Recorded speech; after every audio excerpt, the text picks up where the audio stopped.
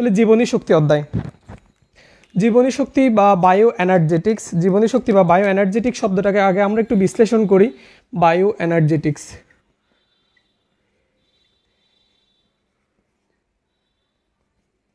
Bio energetic, জীবনী শক্তি বা bio energetic শব্দটার মধ্যে আমরা দুইটা অংশ পাই, একটা হচ্ছে জীবন, জীবনী শক্তির মধ্যে পাই জীবন, এবং একটা হচ্ছে শক্তি। বায়ো এনার্জেটিক শব্দটার মধ্যে আমরা পাই হচ্ছে বায়ু এবং এনার্জি। এই যে বায়ো এবং এনার্জির কথা বলতেছি, বায়ো আমরা জানি হচ্ছে বায়োলজি শব্দটা থেকে আমরা বলতে পারি, বায়োলজি মানে হচ্ছে জীববিজ্ঞান, অর্থাৎ বায়ো বা বায়োস মিন্স বোঝায় হচ্ছে জীবন। বায়ো মানে কি বোঝায়? বায়ো মানে বোঝায় হচ্ছে জীবন। এনার্জি, এনার্জি মানে হচ্ছে শক্তি। অর্থাৎ অধ্যায়টাকে কী নিয়ে কথা বলে সেটা আমরা জানার জন্য আমরা যদি শব্দটাকে বিশ্লেষণ করি তখন আমরা পাচ্ছি জীবনের জন্য শক্তি। অর্থাৎ অধ্যায়টার মানেই বোঝায় হচ্ছে জীবনের জন্য শক্তি।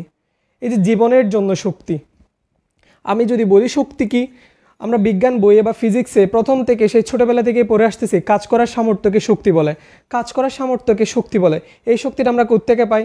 তোমাদের যদি কোয়েশ্চেন করি তোমরা বলবো ভাইয়া শক্তি তো আমরা খাদ্য থেকে পাই। তাহলে শক্তিটা আমরা পাই হচ্ছে খাদ্য থেকে, শক্তিটা আমরা পাই খাদ্য থেকে। এখন কথা হচ্ছে ভাই খাদ্যটা আমরা কোত্থেকে পাই? খাদ্যটা কি কোত্থেকে আসে? খাদ্যটা কোত্থেকে আসে? এখন হচ্ছে আমাদের প্রশ্ন, এই খাদ্যটা আসে কোত্থেকে? আচ্ছা, এই যে আমরা জীবনের কথা বললাম, মানে জীবনের জন্য শক্তি, সেটাই হচ্ছে জীবনী শক্তি বা বায়ো এনার্জেটিক্স। এই যে জীবন, তাহলে জীবন কাদের আছে? আমরা যদি ভাগ করি তাহলে জীবন আমরা পাই হচ্ছে, বা আমাদের বায়োলজি বই অনুযায়ী জীবন হচ্ছে উদ্ভিদ এবং প্রাণী, এদের জীবন আছে। উদ্ভিদ এবং প্রাণীকে বিশ্লেষণ করো, বা উদ্ভিদ এবং প্রাণী দেহকে তুমি আরেকটু ভেঙে দেখো, উদ্ভিদ এবং প্রাণী দেহকে ভাঙলে তুমি কি পাবা? অনেকগুলো তন্ত্র পাবা। এবার তন্ত্রকে একটু বিশ্লেষণ করো, অঙ্গ পাবা। অঙ্গকে একটু বিশ্লেষণ করো, অঙ্গকে বিশ্লেষণ করলে তুমি পাবা হচ্ছে টিস্যু পাবা। টিস্যুকে একটু বিশ্লেষণ করো, টিস্যুকে একটু বিশ্লেষণ করলে পাবা হচ্ছে কোষ। তাহলে আমরা উদ্ভিদ বলি বা প্রাণী বলি, এর গাঠনিক এককটাই হচ্ছে কোষ। এই কোষের মধ্যে মেইনলি হবে শক্তিটা উৎপন্ন হবে, শক্তিটা কোষের মধ্যে উৎপন্ন হবে, সেটা আসবে কোত্থেকে? সেটা আসবে হচ্ছে খাদ্য থেকে। সে খাদ্য থেকেই শক্তি আসবে হচ্ছে কোষের মধ্যে, বা কোষের বেঁচে থাকার জন্য প্রয়োজন হচ্ছে শক্তি। কোষ যদি বেঁচে থাকতে পারে, বেঁচে থাকবে আমার টিস্যু, বেঁচে থাকবে আমার অঙ্গ, বেঁচে থাকবে আমার তন্ত্র, বেঁচে থাকবে উদ্ভিদ বা প্রাণী, বেঁচে থাকবে উদ্ভিদ বা প্রাণী বেঁচে থাকবে। তাহলে জীবনী শক্তি মানে কি?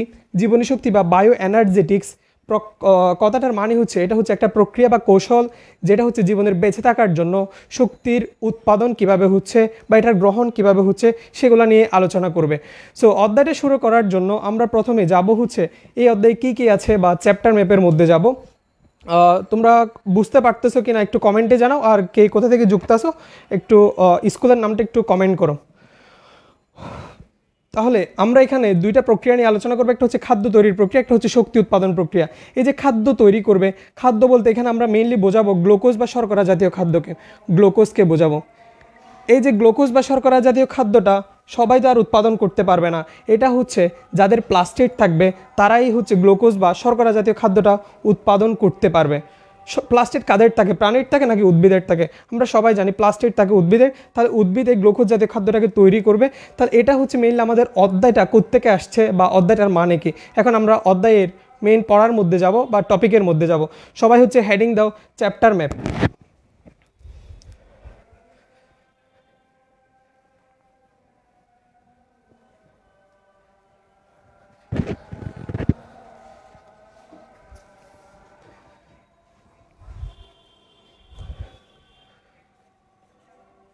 চ্যাপ্টার ম্যাপ, ম্যাপ মানে তো আমরা সবাই জানি ম্যাপ মানে হচ্ছে মানচিত্র। তাহলে চ্যাপ্টার ম্যাপ মানে কি? চ্যাপ্টারের মানচিত্র। সহজ কথায় বলতে গেলে চ্যাপ্টারের মানচিত্র।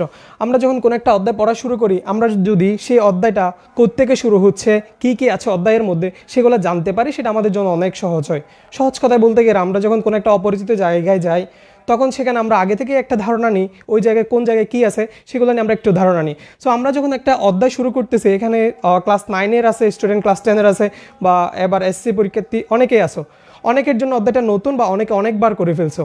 সো অধ্যায়টা যখন শুরু করব তখন চ্যাপ্টার ম্যাপ দিয়ে শুরু করলে আমরা মেইনলি বুঝতে পারি অধ্যায়ের গভীরতা কতটুকু, বা অধ্যায়ের মধ্যে কী কী আছে সেগুলো নিয়ে আমরা সহজেই বুঝতে পারি। তাহলে অধ্যায়টাকে মেইনলি দুইটা টপিকে ভাগ করব। একটা হচ্ছে সালোক সংশ্লেষণ, একটা হচ্ছে সালোক সংশ্লেষণ,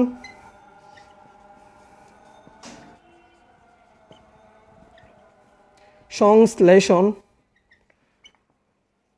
আরেকটা হচ্ছে শ্বসন। সালোক সংশ্লেষণ এবং শ্বসন। আমরা জীবনী শক্তি অধ্যায়ের মধ্যে বলছিলাম এখানে হচ্ছে কিভাবে শক্তিটা বা এনার্জিটা কিভাবে জীবের বেঁচে থাকার জন্য শক্তিটা কিভাবে উৎপাদন হবে এবং কিভাবে ব্যবহার হবে সেগুলো নিয়ে আলোচনা করবে। তাহলে এই যে দুইটা প্রক্রিয়া নিয়ে আলোচনা করলাম বা দুইটা টপিকে ভাগ করলাম, একটা হচ্ছে সালোক সংশ্লেষণ আর একটা হচ্ছে শ্বসন। সালোক সংশ্লেষণটা হচ্ছে খাদ্য তৈরির প্রক্রিয়া, শ্বসনটা হচ্ছে শক্তি উৎপাদন প্রক্রিয়া। অর্থাৎ আমরা বললাম প্রত্যেক জীবের বেঁচে থাকার জন্য শক্তির প্রয়োজন, প্রত্যেক জীবের বেঁচে থাকার জন্য শক্তির প্রয়োজন। এই শক্তিটা আসবে হচ্ছে খাদ্য থেকে। এই খাদ্যটা আমরা কোন প্রক্রিয়ায় উৎপাদন করব? আমরা সালোক সংশ্লেষণ প্রক্রিয়ায় উৎপাদন করব। সালোক সংশ্লেষণ প্রক্রিয়ায় যে খাদ্যটা উৎপাদন হবে সেটার থেকে আমরা শ্বসন প্রক্রিয়ায় শক্তি উৎপাদন করব। তাহলে খাদ্য থেকে আমরা শক্তি পাবো। সালোক সংশ্লেষণের মধ্যে কী কী আছে সেটা যদি আমরা একটু বিশ্লেষণ করি। সালোক সংশ্লেষণের মধ্যে এখানে আলোচনা করছে পর্যায়, লাল কালি লিখে বোঝা যাচ্ছে কিনা একটু জানাও আমাকে, নাহলে আমি কালো কালি ইউজ করব। পর্যায় এবং প্রভাবক নিয়ে সালোক সংশ্লেষণের মধ্যে এখানে আলোচনা করছে পর্যায় এবং প্রভাবক নিয়ে। শ্বসনের মধ্যে আলোচনা করছে প্রকার এবং প্রভাবক নিয়ে। শ্বসনের মধ্যে আমাদের বই আলোচনা করছে প্রকার এবং প্রভাবক নিয়ে। এই যে সালোক সংশ্লেষণের পর্যায়, সালোক সংশ্লেষণের পর্যায় হচ্ছে দুই ধরনের, একটা হচ্ছে আলোক পর্যায় আর একটা হচ্ছে আলোক নিরপেক্ষ পর্যায়। তাহলে পর্যায় হচ্ছে দুই ধরনের বা পর্যায়কে আমরা দুই ভাগে ভাগ করতে পারি। একটা হচ্ছে লাইট ডিপেন্ডেন্ট ফেজ আর একটা হচ্ছে লাইট ইনডিপেন্ডেন্ট ফেজ। একটা হচ্ছে আলোক পর্যায়,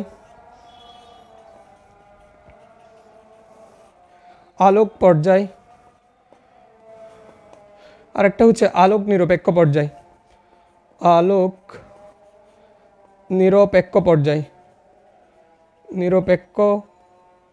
পর্যায়। অর্থাৎ একটা হচ্ছে লাইট ডিপেন্ডেন্ট ফেজ আর একটা হচ্ছে লাইট ইনডিপেন্ডেন্ট ফেজ। প্রভাবককে আমরা দুই ভাগে ভাগ করি, একটা হচ্ছে বাহ্যিক প্রভাবক, আমরা বইয়ে যেভাবে আলোচনা করছি ওইভাবেই চেষ্টা করতেছি, বাহ্যিক প্রভাবক আর একটা হচ্ছে অভ্যন্তরীণ প্রভাবক। এরপর প্রকারের মধ্যে আমরা শ্বসনের মধ্যে দুইটা প্রকার দেখি বা শ্বসনের দুইটা প্রকার নিয়ে আলোচনা করছি। একটা হচ্ছে সবাত শ্বসন আর একটা হচ্ছে অবাত শ্বসন। একটা হচ্ছে অ্যারোবিক আর একটা হচ্ছে অ্যানএরোবিক রেসপিরেশন। তাহলে প্রকার হচ্ছে দুইটা, একটা হচ্ছে সবাত শ্বসন, সবাত বা অ্যারোবিক, আর একটা হচ্ছে অবাত শ্বসন বা অ্যানএরোবিক রেসপিরেশন, অবাত শ্বসন। সবাত এবং অবাত শ্বসন। প্রভাবক এখানেও দুই প্রকার, একটা হচ্ছে বাহ্যিক আর একটা হচ্ছে অভ্যন্তরীণ।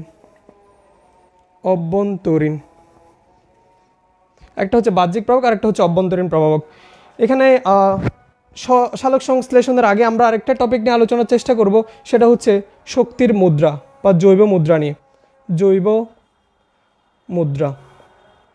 এই টপিক নিয়ে একটু আলোচনা করার চেষ্টা করব। তাহলে জীবনী শক্তি অধ্যায়ের মধ্যে আমরা দুইটা টপিক পাই, বা জীবনী শক্তি অধ্যায়ের দুইটা মেইন টপিক হচ্ছে সালোক সংশ্লেষণ এবং হচ্ছে শ্বসন। সালোক সংশ্লেষণকে আমরা বলতেছি খাদ্য তৈরির প্রক্রিয়া, শ্বসনকে বলতেছি শক্তি উৎপাদন প্রক্রিয়া। অর্থাৎ আমরা যে শক্তির দরকার বা জীবের বেঁচে থাকার জন্য যে শক্তির প্রয়োজন সেটা আসবে হচ্ছে খাদ্য থেকে। এই খাদ্য অর্থাৎ এই অধ্যায়ের মধ্যে সালোক সংশ্লেষণের মধ্যে আমরা পাবো দুইটা পর্যায়, একটা হচ্ছে আলোক নির্ভর পর্যায় আর একটা হচ্ছে আলোক নিরপেক্ষ পর্যায়। এখানে প্রভাবক নিয়ে আলোচনা করবে সালোক সংশ্লেষণের মধ্যে।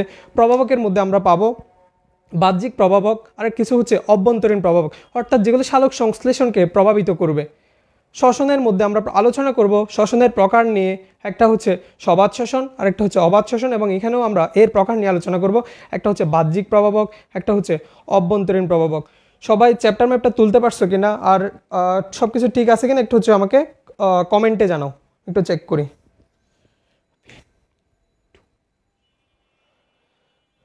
সবাই একটু কমেন্টে জানাও আর কে কোন স্কুল থেকে আসো, একটু স্কুলের নামটা একটু কমেন্টে লিখো।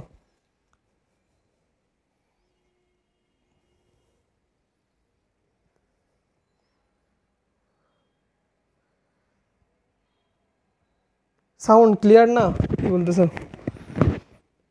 আচ্ছা, আমার এখানে তো সব ঠিকঠাক, হয়তো তোমার প্রবলেম হতে পারে, তারপরেও চেষ্টা করতেছি।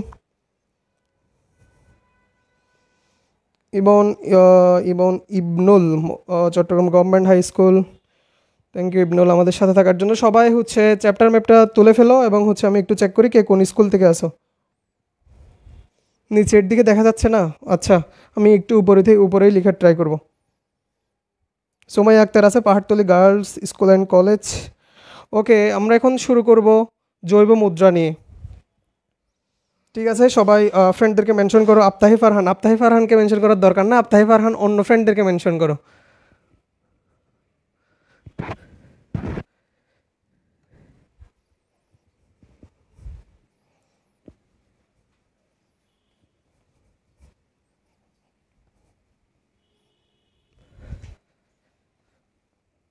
আচ্ছা, ক্লাসের ডেসক্রিপশন বক্সে একটা হচ্ছে গ্রুপের লিঙ্ক দেওয়া আছে, ক্লাস 9-10 ফ্রি ক্লাস। সবাই হচ্ছে ওই গ্রুপে অ্যাড হয়ে যাবা, কারণ প্রত্যেকটা ক্লাসের উপর আমরা সেখানে কুইজ এবং হচ্ছে বিভিন্ন আয়োজনের চেষ্টা করব। সো সবাই ক্লাসের নোট শেয়ার করবা এবং নোটের উপর পুরস্কার এবং পরীক্ষার উপর থাকবে। মনে করো কালকের কুইজ পরীক্ষায় কেউ পুরস্কার পেয়ে গেলা। সো মনে করো আমি তোমাকে 100 টাকা দিলাম, 100 টাকা। তুমি বলতেছো ভাই 100 টাকায় হবে না, আপনি আরও বাড়াই দেন। এবার আমি তোমাকে দিলাম হচ্ছে $100 দিলাম। $100 দিব বলে কি তোমাদের মনে হয়? মনে করে নাও, $100 দিলাম। তুমি বলতেছো ভাই তাও হবে না, মনে করো 100 সৌদি রিয়াল দিলাম। Saudi Real. আচ্ছা, তোমাকে আমি পরীক্ষার পুরস্কার হিসেবে প্রথমে টাকা দিলাম, তুমি বলতেছো ভাই এগুলাই হবে না, আরও দিলাম ডলার, এবার দিলাম সৌদি রিয়াল। বাংলাদেশে চলাচলের জন্য বা বাংলাদেশে ব্যবহার করতে পারবা তুমি কোনটা? বাংলাদেশে ব্যবহার করতে পারবা তুমি টাকাটা। অর্থাৎ বাংলাদেশের মুদ্রার নাম হচ্ছে টাকা, বাংলাদেশে তুমি ব্যবহার করতে পারবা টাকাটা। বাকিগুলো কি তোমার দরকার নাই? তুমি অবশ্যই বাকিগুলোর দরকার আছে, সেগুলো তুমি কনভার্ট করে টাকাতে নিয়ে যাবা।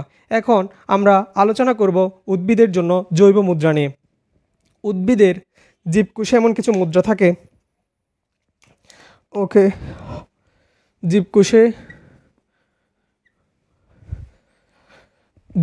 শক্তির একক,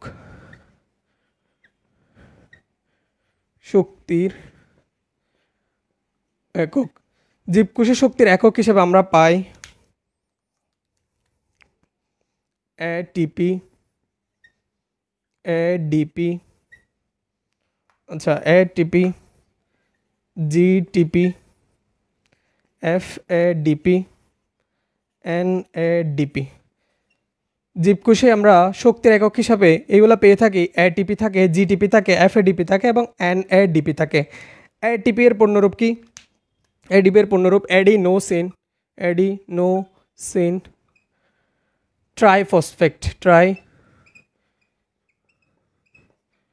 ট্রাইফসফেট।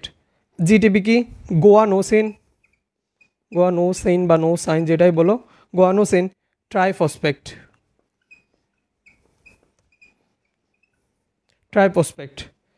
এফএডিপি মানে হচ্ছে ফ্লাভিন, অ্যাডেনিন, ডাইনিউক্লিওটাইড ফসফেট। বানান দেখিও, ফসফেট। এনএডিপি হচ্ছে nicotinamide,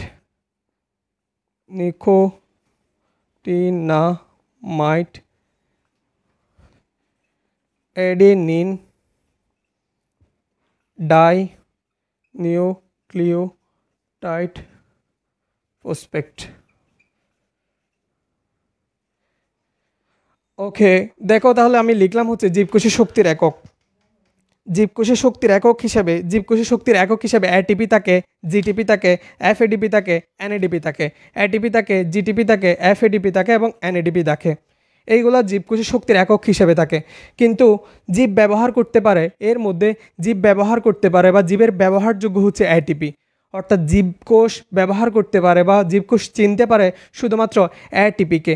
ATP means adenosine triphosphate. এটিপিকে শুধুমাত্র সে ব্যবহার করতে পারে, বাকিগুলাকে অর্থাৎ যে জিটিপি আছে, এফএডিপি এবং এনএডিপি আছে, সে সেগুলোকে এটিপিতে কনভার্ট করে ফেলে, সে এইগুলা থেকে এটিপিতে নিয়ে যায়। আমি যে তোমাকে প্রথমে বললাম আমি তোমাকে ডলার দিলাম, এরপরে সৌদি রিয়াল দিলাম, তুমি সবগুলাকে তোমার ব্যবহারের জন্য তুমি নিয়ে গেলে টাকাতে কনভার্ট করলা। উদ্ভিদেরও অর্থাৎ জীবকোষেরও এমন কিছু শক্তির একক থাকে, এটিপি, জিটিপি, এফএডিপি এবং হচ্ছে এনএডিপি। এর মধ্যে জীবকোষ ব্যবহার করতে পারে অর্থাৎ সে চিনতে পারে বা ব্যবহারযোগ্য শক্তির একক হচ্ছে এটিপি। সেই জন্য এটিপিকে বলা হচ্ছে বায়োলজিক্যাল কয়েন বা জৈব মুদ্রা, বায়োলজিক্যাল কয়েন বা জৈব মুদ্রা বলা হয়। অর্থাৎ এটাই হচ্ছে যে শুধুমাত্র ব্যবহার করতে পারে বা চিনতে পারে, ব্যবহারযোগ্য শক্তির একক, তাই এটাকে বলা হচ্ছে জৈব মুদ্রা। ওকে, আশা করি সবাই এই টপিকটা বুঝতে পারছো। সবাই বুঝতে পারছো কিনা একটু কমেন্টে জানাও। এটা বুঝতে পারলে আমরা চলে যাব এর পরের টপিক। আমরা বললাম প্রত্যেক জীবের বেঁচে থাকার জন্য দরকার হচ্ছে শক্তির দরকার, প্রত্যেক জীবের বেঁচে থাকার জন্য শক্তির দরকার। শক্তিটা আসবে কোত্থেকে? শক্তিটা আসবে হচ্ছে খাদ্য থেকে। এখন কথা হচ্ছে ভাইয়া, খাদ্যটা আমরা কিভাবে তৈরি করব? খাদ্যটা কিভাবে তৈরি করব? খাদ্যটা তৈরি করব আমরা সালোক সংশ্লেষণ প্রক্রিয়ায়। তাহলে খাদ্যটা আমরা তৈরি করব সালোক সংশ্লেষণ প্রক্রিয়ায়। সালোক সংশ্লেষণ কোথায় হবে? সালোক সংশ্লেষণ হবে যাদের মধ্যে প্লাস্টিড থাকবে, যাদের মধ্যে প্লাস্টিডের মধ্যে মেনলি সালোক সংশ্লেষণ হবে। তাহলে সালোক সংশ্লেষণটা হবে কোথায়? উদ্ভিদের মধ্যে হবে, সালোক সংশ্লেষণ থেকে। তাহলে প্রত্যেক জীবের বেঁচে থাকার জন্য শক্তির দরকার। শক্তিটা আমরা পাবো খাদ্য থেকে। এই খাদ্যর উৎপাদনের যে প্রক্রিয়া, তার নাম হচ্ছে সালোক সংশ্লেষণ। বারবার বলতেছি, উদ্দীপকের মধ্যে থাকবে খাদ্য তৈরির প্রক্রিয়া এবং শক্তি উৎপাদন প্রক্রিয়া একে অপরের পরিপূরক, বা খাদ্য উৎপাদন প্রক্রিয়া শক্তি উৎপাদন প্রক্রিয়া ব্যাখ্যা করো। তাহলে প্রত্যেক জীবের বেঁচে থাকার জন্য প্রয়োজন হচ্ছে শক্তির। এই শক্তিটা আমরা পাবো খাদ্য থেকে। এই খাদ্যটা আমাকে তৈরি করতে হবে। খাদ্যটা তৈরির যে প্রক্রিয়া, সেটা হচ্ছে সালোক সংশ্লেষণ। এখন আমরা চলে যাব সালোক সংশ্লেষণের মধ্যে। এতটুক এখন পর্যন্ত যা যা বলছি, সবাই কি সব কিছু বুঝতে পারছো কিনা একটু কমেন্টে জানাও।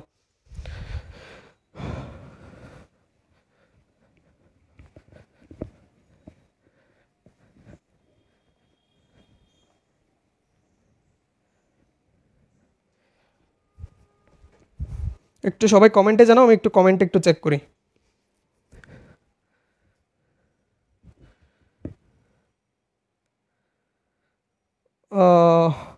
যারা যারা যুক্ত আছো লাইভটা একটু শেয়ার করে দাও এবং ফ্রেন্ডদেরকে মেনশন করে দাও, যাতে তোমাদের ফ্রেন্ডরাও ক্লাসটা করতে পারে। কাজী জোয়ারিয়ানা সংকট সোসাইটি স্কুল ফয়েজ, আমরা দিতে পারবো পরীক্ষা দিতে পারবা, কিন্তু পরীক্ষাটা হচ্ছে আছে যে 22, 23 এবং মেইনলি 24 এরাই অংশগ্রহণ করবে। ইবনুল, ওকে, যারা যারা যুক্ত আছো সবাই হচ্ছে একটু ফ্রেন্ডদেরকে মেনশন করে দাও, কারণ হচ্ছে এটা আমরা এরপরেও আমাদের আরও অনেকগুলো ক্লাস থাকবে, যাতে আমরা সবগুলো ক্লাস কন্টিনিউ করতে পারি। সো সবাই ফ্রেন্ডদেরকে মেনশন করো এবং হচ্ছে লাইভটা শেয়ার করে দাও, যাতে তারাও ক্লাসটা করতে পারে। যেহেতু ফ্রি ক্লাস, সবাই একসাথে ক্লাসটা করলে আমাদেরই ভালো লাগবে। ওকে, আমরা এখন যাব হচ্ছে সালোক সংশ্লেষণের মধ্যে। আগামীকালকে তোমাদের ফিজিক্স ক্লাস হবে, ফিজিক্স কাজ ক্ষমতা শক্তির উপর ক্লাস হবে। সবাই ক্লাসে অ্যাটেন্ড থাকবা। গতকালকে ছিল তোমাদের পরিমিতির উপর ক্লাস, আজকে হচ্ছে বায়োলজি ক্লাস, আগামীকালকে হবে তোমাদের ফিজিক্স ক্লাস।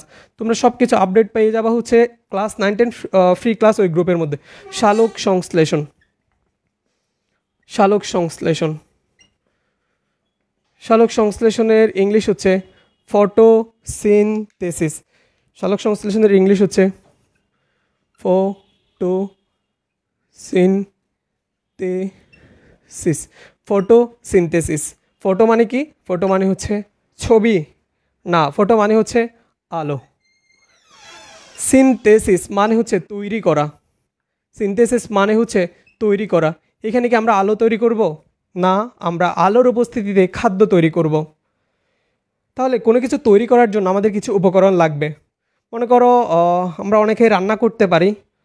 সবাই পারো রান্না করতে পারো? কারা কারা রান্না করতে পারো একটু কমেন্ট করো তো, কারা কারা রান্না করতে পারো। মনে করো আমি একটা মুরগি রান্না করব, মনে করো আমি মুরগি রান্না করব, তাহলে মুরগি রান্নার জন্য আমাকে কিছু উপকরণ লাগবে। কোনো কিছু তৈরির জন্য আমাকে প্রথমে কিছু উপকরণ লাগবে। আমাকে মুরগি লাগবে, আর কি লাগবে? পানি লাগবে, মশলা লাগবে, মশলা তরকারি যা যা দরকার সব কিছু লাগবে। আর কি লাগবে? একটা পাত্র লাগবে, পাত্র লাগবে। এই সব কিছু নিয়ে পাত্রতে নিয়ে আমি যখন চোলাই দিব, তখন হয়তো আমার মনে হচ্ছে মুরগিটা রান্না হয়ে যাবে। অর্থাৎ কিছু উপকরণ লাগতেছে। আমরা যখন মুরগি রান্না করতে যাচ্ছি, আমাদের কিছু উপকরণ লাগতেছে। সো এখানেও কিন্তু আমরা কিছু তৈরি করব, আমরা খাদ্য তৈরি করব উদ্ভিদের জন্য, এর জন্যও কিছু উপকরণ লাগবে। সো আমরা এখন দেখব হচ্ছে কী কী উপকরণ লাগবে। তোমরা কমেন্টে জানো, তোমরা কি জানো কী কী উপকরণ লাগবে? যদি জানো তোমরা একটু কমেন্ট করো।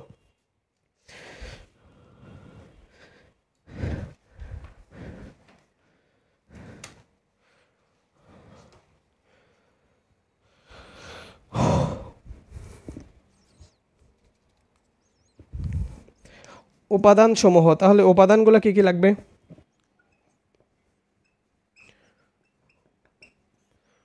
উপাদানের মধ্যে প্রথমে লাগবে হচ্ছে carbon die oxide. Carbon die oxide লাগবে, পানি লাগবে। কার্বন ডাই অক্সাইড লাগবে, পানি লাগবে, আলো লাগবে। 4 নম্বর উপাদান লাগবে হচ্ছে এনজাইম লাগবে। এরপর আমার লাগবে হচ্ছে এখানে ক্লোরোফিল লাগবে। ক্লোরোফিল লাগবে, ক্লোরোফিল লাগবে। ওকে, আমরা সালোক সংশ্লেষণ বা উদ্ভিদের জন্য খাদ্য তৈরি করব। তাহলে খাদ্য তৈরির জন্য আমার কিছু উপাদান লাগবে। উপাদান হচ্ছে কার্বন ডাই অক্সাইড লাগবে, পানি লাগবে, আলো লাগবে, এনজাইম এবং ক্লোরোফিল লাগবে। এখন কথা হচ্ছে ভাই, আমরা কার্বন ডাই অক্সাইডটা কোথায় পাবো? কার্বন ডাই অক্সাইডটা আমরা কোথায় পাবো? কার্বন ডাই অক্সাইডটা আমরা পাবো হচ্ছে বায়ুতে অথবা পানিতে। কার্বন ডাই অক্সাইডটা আমরা বায়ু এবং পানিতে পেয়ে থাকি। বায়ু এবং পানিতে পেয়ে থাকি। পানিতে হচ্ছে কার্বন ডাই অক্সাইডের পরিমাণ 0.3% এবং বায়ুতে হচ্ছে 0.03%। অর্থাৎ বায়ুর চেয়ে পানিতে কার্বন ডাই অক্সাইডের পরিমাণটা বেশি। কথাটার মানে কি? কথাটার মানে হচ্ছে বায়ুর চেয়ে পানিতে সালোক সংশ্লেষণটা বেশি হবে। এরপরে দেখো, পানিটা আমরা কোথায় পাবো? সেটা আমরা মূলরুম কর্তৃক শোষণ করব। মূলরুম কর্তৃক শোষণ করব। মূলরুম কর্তৃক শোষণ করব। এরপরে আলোটা আমরা কোথায় পাবো? আলোটা হচ্ছে সূর্যালোক, সূর্যের আলো, সূর্যালোক। তাহলে আমাদের সালোক সংশ্লেষণের জন্য বা আমরা খাদ্য তৈরি করব উদ্ভিদের জন্য, আমার কিছু উপকরণ লাগবে। কার্বন ডাই অক্সাইড লাগবে, পানি লাগবে, আলো লাগবে, এনজাইম। এনজাইমটা আমরা কোথায় পাবো?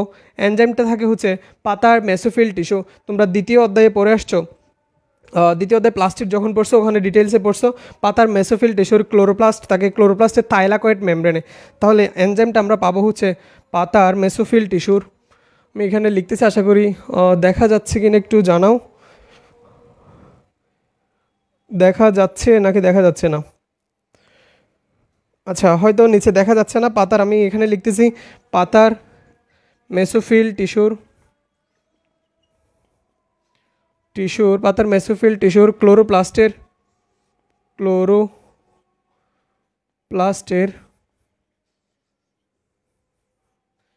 থাইলাকয়েড মেমব্রেনে।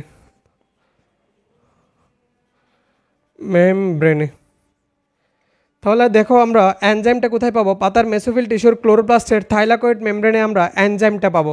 এরপরে ক্লোরোফিলটা আমরা কোথায় পাবো? ক্লোরোফিলটা পাবো হচ্ছে আমরা পাতায় পাবো, পাতায় ক্লোরোফিল পাবো। ওকে, এখন আমরা এই উপকরণগুলো থেকে যদি সালোক সংশ্লেষণের সংজ্ঞাটা দিতে চাই, আমরা কিভাবে দিতে পারি? দেখো, সবাই উপকরণগুলো লিখছে কিনা একটু জানাও। আমরা এই উপকরণগুলো থেকে বা উপাদানগুলো থেকে আমরা সালোক সংশ্লেষণের সংজ্ঞাটা দিব। তাহলে সালোক সংশ্লেষণ আমরা বললাম, সালোক সংশ্লেষণ বা ফটোসিনথেসিসের জন্য আমার 5টা উপাদান লাগবে। উপাদানের মধ্যে কার্বন ডাই অক্সাইড লাগবে, পানি লাগবে, আলো লাগবে, এনজাইম লাগবে, ক্লোরোফিল লাগবে। এই উপাদানগুলো আমরা কোনটা কোত্থেকে পাবো সেটাও জানলাম। এই যে কার্বন ডাই অক্সাইড, সেটা আমি লিখলাম বায়ু থেকেও পেতে পারে, পানি থেকে পেতে পারে। আমি যদি এক কথায় বলি, সেটা হচ্ছে পরিবেশ কর্তৃক, পরিবেশ বায়ু এবং পানি মিলিত পরিবেশ, তাহলে আমরা বলতে পারি পরিবেশ। তাহলে পরিবেশ কর্তৃক গৃহীত কার্বন ডাই অক্সাইড, পরিবেশ কর্তৃক গৃহীত কার্বন ডাই অক্সাইড, পরিবেশ কর্তৃক গৃহীত কার্বন ডাই অক্সাইড এবং মূলদ্রুম কর্তৃক শোষিত পানিকে পরিবেশ কর্তৃক গৃহীত কার্বন ডাই অক্সাইড এবং মূলদ্রুম কর্তৃক শোষিত পানিকে সূর্যালোকের উপস্থিতিতে এনজাইমের সহায়তায় পাতার ক্লোরোফিলে শর্করা জাতীয় খাদ্য তৈরির প্রক্রিয়াকে সালোক সংশ্লেষণ বলে। সবাই একটু মনোযোগ দেওয়ার ট্রাই করো। উপাদানগুলো যদি তোমার মনে থাকে সিরিয়াল অনুযায়ী, তাহলে তোমার সংজ্ঞাটা আর মুখস্থ করতে হবে না, বা সালোক সংশ্লেষণটা তুমি বুঝতে পারবা। তাহলে সালোক সংশ্লেষণের জন্য প্রথমত আমরা বললাম, আমরা যখন কোনো কিছু রান্না করি বা কোনো কিছু করতে যাই, আমার কিছু উপকরণ লাগে। আমি মুরগি রান্নার উদাহরণ দিয়ে বললাম। মনে করো তুমি খাদ্য তৈরি করতেছো উদ্ভিদের জন্য, খাদ্য তৈরির প্রক্রিয়ার নাম হচ্ছে সালোক সংশ্লেষণ। উদ্ভিদের জন্য যে খাদ্য তৈরি করবা সেই প্রক্রিয়ার নাম হচ্ছে সালোক সংশ্লেষণ।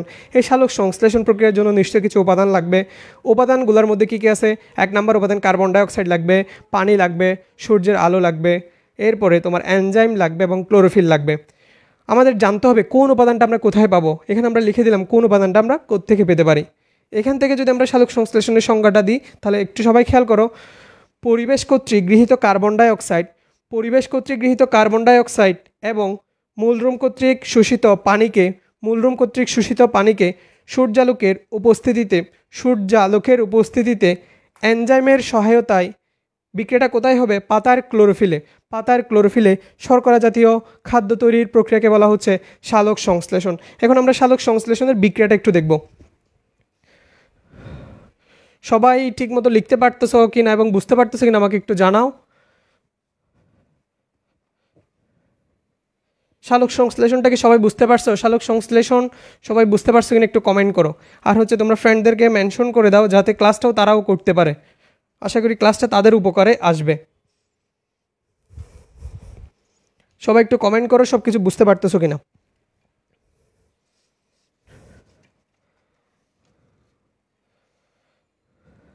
তাহলে আমরা যদি সালোক সংশ্লেষণের বিক্রিয়াটা দেখি, আমরা বললাম কার্বন ডাইঅক্সাইড বিক্রিয়া করবে, কার্বন ডাইঅক্সাইড পানির সাথে বিক্রিয়া করবে। আমরা পরিবেশ থেকে কার্বন ডাইঅক্সাইড পাই, কার্বন ডাইঅক্সাইড। এরপরে বললাম মূলরুম থেকে পানি শোষণ করি, মূলরুম থেকে পানি শোষণ করলাম। বিক্রিয়াটা কোথায় হবে? বিক্রিয়াটা হবে হচ্ছে পাতার ক্লোরোফিলে। এখানে সূর্যালোকের উপস্থিতি থাকবে। তাহলে আমি কি কি নিয়ে বিক্রিয়াটা করতেছি সেগুলো একটু লিখে ফেলে। আমার উপাদানগুলো, প্রথমে আমার কার্বন ডাইঅক্সাইড লাগবে, কার্বন ডাইঅক্সাইডের সাথে আমি পানি যুক্ত করলাম, মূলরুম কর্তৃক আমি পানিকে শোষণ করলাম। বিক্রিয়াটা কোথায় হবে? বিক্রিয়াটা হবে হচ্ছে ক্লোরোফিলে হবে, পাতার ক্লোরোফিলে, ক্লোরোফিলে হবে। ক্লোরোফিলটা হচ্ছে চোলার ভূমিকা পালন করবে, ক্লোরোফিলে হবে। এখানে কিসের উপস্থিতি থাকতে হবে? সূর্যের আলোর উপস্থিতি লাগবে, সূর্যালোক, সূর্যালোকের উপস্থিতি লাগবে। তাহলে এখান থেকে আমাদের মেইন উৎপাদ বা আমরা কি পেতে যাচ্ছি? তাহলে এখান থেকে আমরা মেইনলি পেতে যাচ্ছি গ্লুকোজ। গ্লুকোজের সঙ্গে হচ্ছে C6H12O6। এরপর এখানে আমরা পাবো পানি পাবো এবং হচ্ছে অক্সিজেন পাবো। এগুলো হচ্ছে আমার উপজাত। আমি চাই হচ্ছে গ্লুকোজকে, এর পাশাপাশি আমরা এগুলোও পেয়ে থাকি। আমি যদি বিক্রিয়াটা সমতা বিধান করে লিখি বা বিক্রিয়াটা যদি আমরা একটু সমতা বিধানটা দেখি, তাহলে এখানে কার্বন ডাইঅক্সাইড বিক্রিয়া করে 6 অণু কার্বন ডাইঅক্সাইড বিক্রিয়া করে 12 অণু পানির সাথে। 6 অণু কার্বন ডাইঅক্সাইড যখন 12 অণু পানির সাথে বিক্রিয়া করে 1 অণু গ্লুকোজ উৎপন্ন হয়, 6 অণু পানি উৎপন্ন হয় এবং 6 অণু অক্সিজেন উৎপন্ন হয়।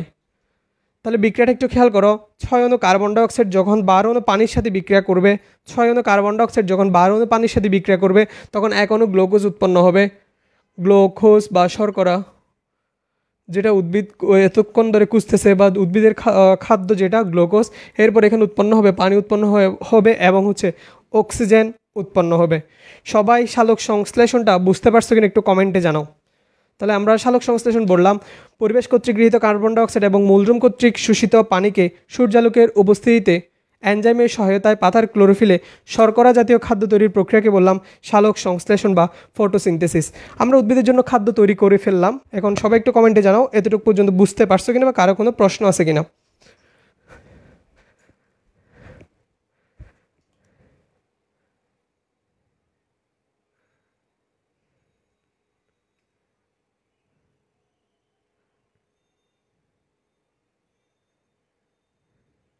ওকে, অনেকে যুক্ত আছে আমাদের সাথে। সবাই হচ্ছে ফ্রেন্ডদেরকে একটু মেনশন করে দাও আর লাইভটা একটু শেয়ার করতে পারো যাতে তারাও ক্লাসটা করতে পারে। ওকে, এখন আমরা যাব হচ্ছে, আমরা সালোক সংশ্লেষণের পর্যায় নিয়ে আলোচনা করছিলাম বা সালোক সংশ্লেষণের পর্যায়ের কথা বলছিলাম। তাহলে সালোক সংশ্লেষণটা আশা করি আমরা সবাই বুঝতে পারছি। এখন আমরা যাব সালোক সংশ্লেষণের পর্যায়ের মধ্যে।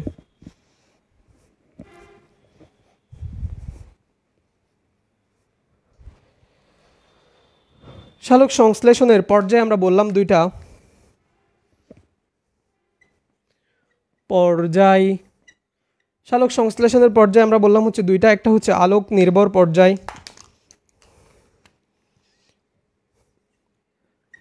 আলোক নির্ভর পর্যায়,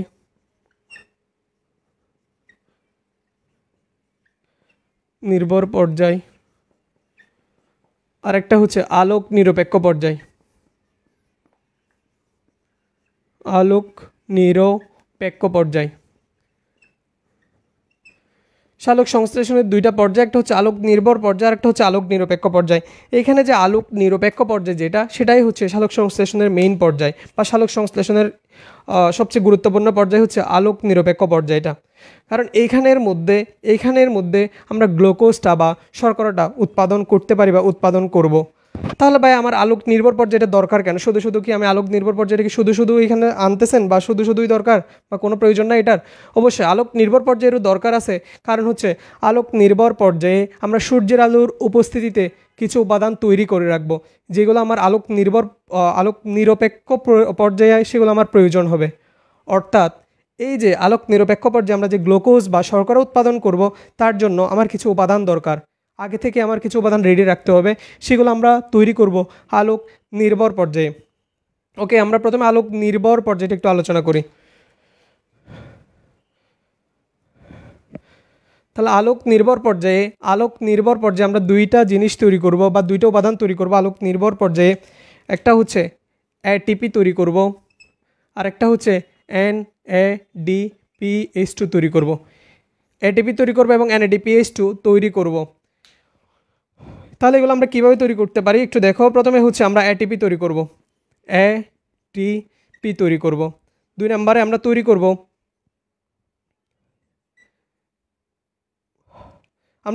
এটিপি। তাহলে আমরা কোত্থেকে এগুলো উৎপাদন করব সেগুলো দেখো। উদ্ভিদে আগে থেকে এডিপি থাকে এবং হচ্ছে NADP থাকে। উদ্ভিদে আগে থেকে এডিপি থাকে এবং NADP থাকে। এগুলো কি হচ্ছে, এরা মাটি থেকে ইনঅর্গানিক ফসফেট বা ফসফেট অফ ইনঅর্গানিক এবং পানি শোষণ করতে পারে, পানি শোষণ করে নেয়। উদ্ভিদ আগে থেকে এডিপি থাকে, NADP থাকে, এরা মাটি থেকে অজৈব ফসফেট এবং পানি শোষণ করতে পারে। NADPর সাথে 4টা পানি বিক্রিয়া করবে। তাহলে আমি এখানে এটা একটু লিখে দিচ্ছি। NADP উদ্ভিদ আগে থেকেই থাকে। আমরা NADP বলো সেখান থেকে আমরা তৈরি করব এটিপি তৈরি করব এবং NADP তৈরি করব, NADPH2 তৈরি করব। এগুলো কেন তৈরি করতেছি? কারণ হচ্ছে আমরা যখন আলোক নিরপেক্ষ পর্যায়ে যাব, যেখানে কোনো আলোর উপস্থিতি থাকবে না বা আলোর উপস্থিতি থাকতেও পারে, কিন্তু যেখানে আলোর উপস্থিতিটা মেইন না, সেখানে আমরা এইগুলো ব্যবহার করে গ্লুকোজ বা শর্করা তৈরি করব। ওকে, এখানে দেখো, এখানে অবশ্যই যেহেতু আলোক নির্ভর পর্যায়ে এখানে সূর্যের আলো থাকবে,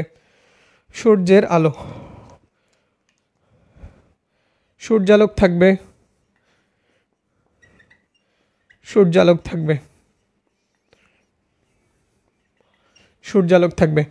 তাহলে এডিপি এর সাথে যখন আইপি বা ইনঅর্গানিক ফসফেট যুক্ত হয়, এখানে উৎপন্ন হয় এটিপি, অ্যাডিনোসিন ট্রাইফসফেট। এখানে ছিল অ্যাডিনোসিন ডাইফসফেট। এইখানে যখন আইপি বা ইনঅর্গানিক ফসফেট যুক্ত হয় সূর্যালোকের উপস্থিতি, এখানে হয়ে যাচ্ছে এটিপি বা অ্যাডিনোসিন ট্রাইফসফেট। আচ্ছা, একটু খেয়াল করো, এখানে হচ্ছে NADP থেকে আমাকে নিয়ে যেতে হবে NADPH2-তে। বা আমার উৎপন্ন করতে হবে NADPH2-র জন্য এখানে আমরা দেখতেছি 4টা পানি অণুর সাথে NADPটা বিক্রিয়া করে। এখানে মেইনলি একটা হাইড্রোজেনই দরকার হচ্ছে এইখান থেকে NADPH2 বানানোর জন্য। তাহলে এখানে আরও 3টা হাইড্রোজেন থাকবে, 4টা অক্সিজেন থাকবে। 3টা হাইড্রোজেন পড়ে থাকতেছে এবং 4টা অক্সিজেন পড়ে থাকতেছে। এখানে শুধুমাত্র আমি যদি পানির 4 অণু পানি খেয়ে ভেঙে দেখি, এখানে আমরা পাচ্ছি 4 অণু হাইড্রোজেন থাকতেছে এবং 4টা অক্সিজেন থাকতেছে। এখান থেকে আমার NADPH2-তে যাওয়ার জন্য দরকার হচ্ছে একটা হাইড্রোজেনকে, বাকিগুলা নিজেদের মধ্যে বিক্রিয়া করবে। তাহলে এখানে কি উৎপন্ন হচ্ছে দেখো, NADPH2 plus 2H2 plus oxygen উৎপন্ন হচ্ছে। সবাই এই দুইটা বিক্রিয়া বুঝতে পারছো কিনা একটু জানাও।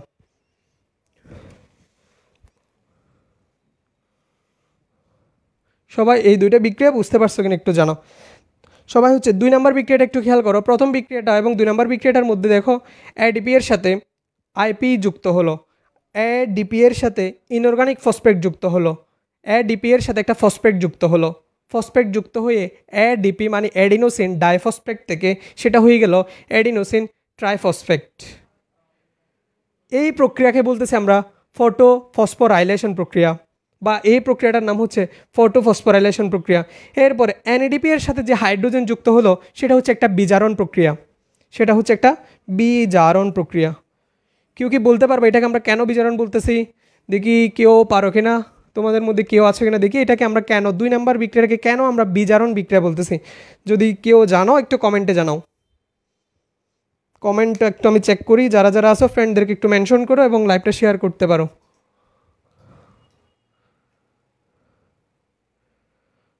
ওকে, আমাদের সাথে অনেকেই যুক্ত আছে। সো যারা যারা লাইভটা দেখতেছো তারা হচ্ছে ফ্রেন্ডদেরকে মেনশন করে দাও এবং হচ্ছে কোয়েশনের পারলে অ্যান্সারটা দাও। 2 নম্বর বিক্রিয়া যেটা আমরা NADPH2 তৈরি করব, NADP এর সাথে পানির বিক্রিয়া করে সেটাকে আমরা কেন বিজারণ বিক্রিয়া বলতেছি? কেউ পারবা না? কেউ উত্তর দিচ্ছে না কেন? ইবনুল নুরুল আমিন সে তার ফ্রেন্ডদেরকে মেনশন করে দিচ্ছে, থ্যাংক ইউ। ওকে, তাহলে এটাকে আমরা বিজারণ কেন বলতেছি?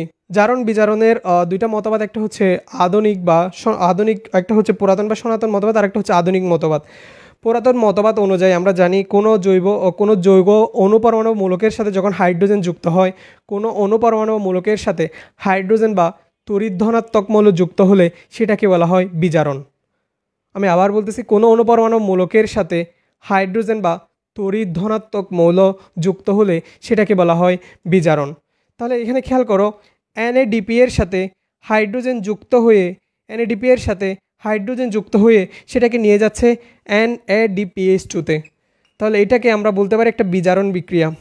বিজারণ বিক্রিয়া প্রথমটা দেখো, ADP এর সাথে IP যুক্ত হচ্ছে সূর্যালোকের উপস্থিতিতে, সেটাকে আমরা বলতেছি ফটোফসফোরাইলেশন প্রক্রিয়া।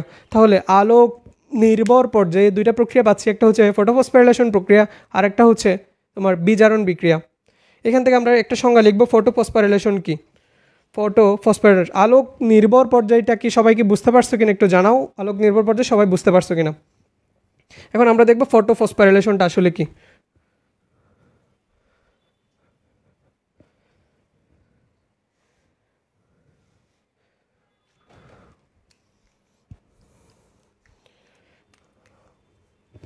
প্রথমে দেখা হচ্ছে ফসফোরাইলেশন। ফসফোরাইলেশন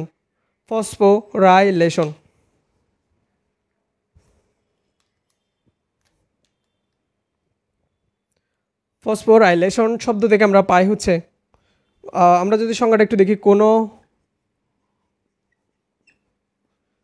জৈব অণুর সাথে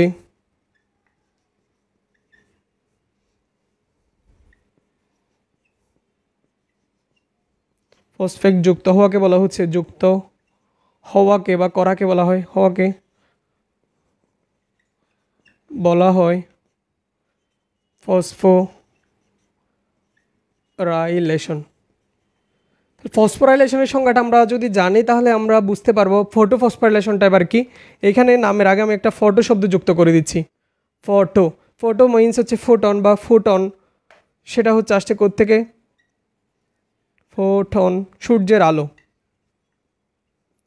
তাহলে এর আগের যেটা ফসফোরাইলেশন সেটা আমরা সূর্যের আলো বা কোনো আলোর কথা বলি না। এরপরে যেটা ফসফোরাইলেশন, ফটোফসফোরাইলেশন, সেখানে হবে সূর্যালোকের উপস্থিতি। এখানে একটা শব্দ যুক্ত হবে সূর্যালোকের, অর্থাৎ পরীক্ষায় আমাদের আসতে পারে ফসফোরাইলেশন কি, তখন আমরা আলোর উপস্থিতিটা বা আলোর কথাটা আমরা উল্লেখ করব না।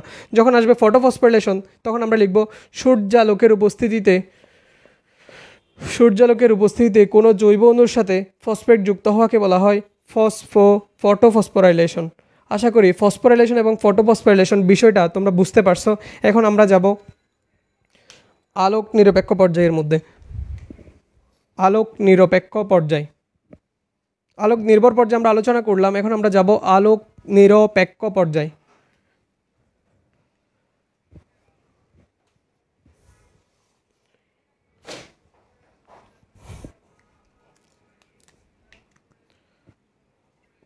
আলোক নিরপেক্ষ পর্যায়ের মধ্যে আমাদের বইয়ে কয়েকটা মতবাদ নিয়ে আলোচনা করছে। আলোক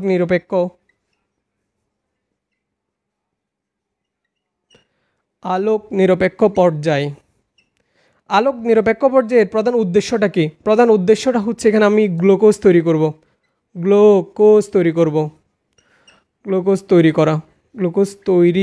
করা। তাহলে আলোক নিরপেক্ষ পর্যায়ের উদ্দেশ্য হচ্ছে আমার গ্লুকোজ তৈরি করা। কারো কি মনে আছে আমরা আলোক নির্ভর পর্যায়ে কী কী তৈরি করে রাখছিলাম? আলোক নির্ভর পর্যায়ে আমরা দুটো উপাদান তৈরি করে রাখছিলাম, একটা হচ্ছে ATP আর একটা হচ্ছে NADPH2। আমরা এই দুইটা জিনিস আলোক নির্ভর পর্যায়ে তৈরি করে রাখছিলাম। তাহলে আলোক নিরপেক্ষ পর্যায়ে কয়েকটা মতবাদ আছে, এর মধ্যে 1 নম্বরে লিখো কেলভিন কেলভিন ও ব্যাসাম মতবাদ বইয়ে লেখা আছে হচ্ছে ব্যানসন মতবাদ। 2 নাম্বার হচ্ছে হ্যাস ও স্ল্যাক চক্র।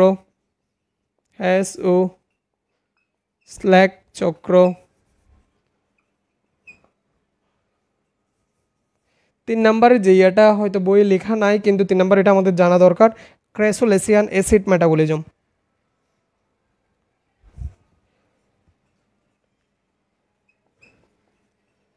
ক্রেসোলেসিয়ান আমি ইংলিশে লিখতেছি, ক্রেসোলেসিয়ান অ্যাসিড মেটাবলিজম বা সিএএম, অনেক সময় এটা সিএমও থাকতে পারে এমসিকিউতে। তাহলে দেখো আলোক নিরপেক্ষ পর্যায়ে আমরা কয়েকটা মতবাদ নিয়ে জানতেছি, বা আমাদের বইয়ে কয়েকটা মতবাদ আছে যেগুলো থেকে আমরা গ্লুকোজ বা শর্করা তৈরি করতে পারি। তাহলে গ্লুকোজ বা শর্করা তৈরি করতে পারি এমন 3টা মতবাদ নিয়ে আমরা আলোচনা করব। প্রথম হচ্ছে কেলভিন ও ব্যাসাম মতবাদ বা ব্যানসন মতবাদ, হ্যাস ও স্ল্যাক চক্র, ক্রেসোলেসিয়ান অ্যাসিড মেটাবলিজম। এই সবগুলা দিয়ে আমরা হচ্ছে গ্লুকোজ তৈরি করতে পারি। সো এই মতবাদগুলো আমরা ডিটেলস আলোচনা করব। বই আমাদের একটু করে হিন্টস দেওয়া আছে, আমরা চেষ্টা করব তোমাদের যাতে বুঝতে অসুবিধা না হয়, আমরা চেষ্টা করব কীভাবে চক্রাকারে এই মতবাদগুলো মনে রাখতে পারি, আমরা সহজে আলোচনা করার চেষ্টা করব। আচ্ছা, এখন আমাদের সাথে কারা কারা যুক্ত আছে একটু হচ্ছে কমেন্টে জানাও। ক্লাসে এতক্ষণ পর্যন্ত যা যা পড়ালাম সব কিছু বুঝতে পারছো কিনা একটু জানাও।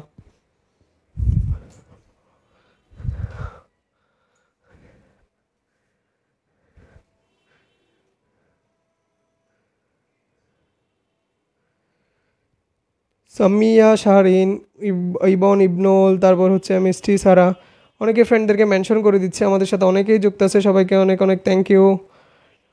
ওকে, এতক্ষণ পর্যন্ত আমরা যা যা নিয়ে আলোচনা করলাম সবাই কি বুঝতে পারছো কিনা একটু জানাও। যেহেতু এই মতবাদগুলো আমরা আলোচনা করব, হয়তো আজকে আলোচনা না করলে বেটার, এর পরের দিন আমরা এই মতবাদগুলো নিয়ে বা এর পরের ক্লাসে আমরা এই মতবাদগুলো এবং হচ্ছে শ্বসন নিয়ে আলোচনা করব। তাহলে আজকের ক্লাসে আমরা কি পড়লাম আমি একটু করে নিই। আজকে আমরা যা যা পড়লাম সেটার উপর তোমরা এসএসসি ক্লাস 9 আমি গ্রুপের নামটা আবার লিখে দিচ্ছি, ক্লাস 9 ফ্রি ক্লাস গ্রুপটা অ্যাড হয়ে যাবে, সেখানে কালকে কুইজের লিঙ্ক দেওয়া হবে, কুইজের উপর পুরস্কার থাকবে। ক্লাস 9-10 ফ্রি ক্লাস, এটা হচ্ছে গ্রুপের নাম। এই গ্রুপে সবাই অ্যাড হয়ে যাবে, কারণ ওইখানে আমরা যে ক্লাসগুলো নিব, কখন নিব, আমরা অনেকগুলো ফ্রি ক্লাস নিব, কখন কোন ক্লাসটা হবে সব কিছু আপডেট ওখানে পেয়ে যাবা। আপাতত আমি শাফিন ভাই, মেহেদি ভাই ক্লাসগুলো নিচ্ছি, এরপরে সাইম স্যার, সোহেল স্যার সবাই হচ্ছে এই ক্লাসগুলোতে যুক্ত হবে বা ওনারাও ক্লাসগুলো শুরু করবে। সো সবাই ওই গ্রুপে যুক্ত হয়ে যাবা। ওখানে আজকের ক্লাসের উপর একটা কালকে কুইজ হবে, এবং হচ্ছে আজকে ক্লাসে যা যা পড়াইছি এই নোটটা তোমরা ওই গ্রুপে শেয়ার করে দিবা, নোটের উপর এবং হচ্ছে ক্লাসের কুইজের উপর তোমাদের জন্য পুরস্কারের ব্যবস্থা থাকবে ইনশাল্লাহ। তাহলে আজকে আমরা কী আলোচনা করছি আমি একটু 2 মিনিটের মধ্যে পুরোটা একটু রিভিউ করি। আজকে আমরা আলোচনা করলাম হচ্ছে জীবনী শক্তি অধ্যায়টার উপর, বায়োলজি 4th অধ্যায় জীবনী শক্তি নিয়ে। প্রথমে আমরা জানলাম হচ্ছে জীবনী শক্তিটা আসলে কি। জীবনী শক্তিটা হচ্ছে একটা প্রক্রিয়া যেটার মাধ্যমে জীবের বেঁচে থাকার জন্য প্রয়োজন শক্তি, সেই শক্তির উৎপাদন এবং ব্যবহারটা কীভাবে হয় সেগুলো নিয়ে আলোচনা করে। জীবনী শক্তির মধ্যে 2টা পার্ট, একটা হচ্ছে আমাকে খাদ্য উৎপাদন করতে হবে বা বেঁচে থাকার জন্য আমাদের প্রয়োজন শক্তি, এই শক্তিটাকে উৎপাদন করতে হবে। এই শক্তিটা আমরা পেয়ে থাকি খাদ্য থেকে, এই খাদ্যটা আসে হচ্ছে সালোক সংশ্লেষণ প্রক্রিয়া থেকে বা একটা প্রক্রিয়া থেকে, সেটার নাম হচ্ছে সালোক সংশ্লেষণ। তাহলে আমি কথাটা আবার বলতেছি, আমাদের বেঁচে থাকার জন্য শক্তির প্রয়োজন, সেই শক্তিটা আমরা পাবো খাদ্য থেকে, সে খাদ্য আমরা পাবো বা খাদ্য তৈরির যে প্রক্রিয়া সেটার নাম হচ্ছে সালোক সংশ্লেষণ। তাহলে এখান থেকে আমরা 2টা শব্দ পাইলাম, একটা হচ্ছে খাদ্য তৈরি করতে হবে, একটা হচ্ছে শক্তি উৎপাদন করতে হবে। খাদ্য তৈরির প্রক্রিয়া, শক্তি উৎপাদন প্রক্রিয়া। সো আমরা এই অধ্যায়টাকে 2টা বিভাগের মধ্যে বা 2টা টপিকের মধ্যে ভাগ করতে পারি। একটা হচ্ছে সালোক সংশ্লেষণ বা ফটোসিনথেসিস, আর একটা হচ্ছে শ্বসন বা রেসপিরেশন। সালোক সংশ্লেষণের মধ্যে আমরা চ্যাপ্টার ম্যাপটা একটু সবাই দেখো, চ্যাপ্টার ম্যাপের মধ্যে আমরা কী লিখছিলাম। সালোক সংশ্লেষণকে আমরা 2টা ভাগে ভাগ করছিলাম। সালোক সংশ্লেষণ নিয়ে আমাদের বই আছে পর্যায় এবং প্রভাবকগুলো নিয়ে। পর্যায়ের মধ্যে আছে হচ্ছে বাহ্যিক প্রভাবক, অভ্যন্তরীণ প্রভাবক। বাহ্যিক প্রভাবক, অভ্যন্তরীণ প্রভাবক। পর্যায়ের মধ্যে আছে একটা হচ্ছে আমাদের আলোক নির্ভর পর্যায় এবং অন্ধকার পর্যায়। আমি পর্যায় এবং প্রভাবের মধ্যে করে ফেলতেছি। তাহলে পর্যায়ের মধ্যে আছে একটা হচ্ছে আলোক নির্ভর পর্যায় আর একটা হচ্ছে আলোক নিরপেক্ষ পর্যায়। প্রভাবকের মধ্যে আছে হচ্ছে একটা বাহ্যিক প্রভাবক আর একটা হচ্ছে অভ্যন্তরীণ প্রভাবক। আজকে আমরা আলোক নির্ভর সালোক সংশ্লেষণ নিয়ে আলোচনা করছি, আলোক নির্ভর পর্যায়ে নিয়ে আলোচনা করছি এবং আলোক নিরপেক্ষ পর্যায় নিয়ে আলোচনা করছি। এরপরে ক্লাসে আমরা আলোক নিরপেক্ষ পর্যায়ে ডিটেলসে কোনটা থেকে কীভাবে গ্লুকোজ উৎপন্ন হয় সেগুলো নিয়ে দেখব। এর পরবর্তী ক্লাসে শ্বসনের যে টপিক বা শ্বসনের যে চ্যাপ্টার ম্যাপ সেখানে আমরা দেখছিলাম হচ্ছে এর দুইটা প্রকার, একটা সবাত শ্বসন, একটা অবাধ শ্বসন এবং এর প্রভাবকগুলো।